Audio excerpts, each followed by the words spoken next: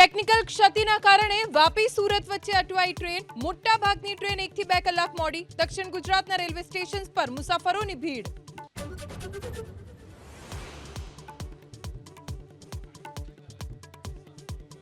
કચ્છના માંડવી બીચ પરના દબાણો વિરુદ્ધ દાદાનું બુલડોઝર એક્શનમાં. પોલીસના ચુસ્ત બંદોબસ્ત સાથે બીચ પર દબાણ હટાવ કામગીરી.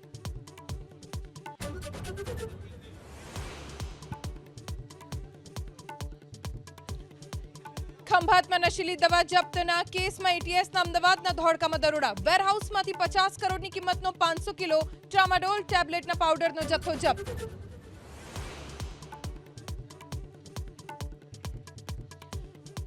દિલ્હીના મંગોલપુરીથી જનસભા સંબોધી સીએમ યોગી આદિત્યનાથનો કેજરીવાલને પડકાર. કહ્યું, મંત્રીઓ સાથે કેજરીવાલ ક્યારે યમુનામાં લગાવશે ડૂબકી.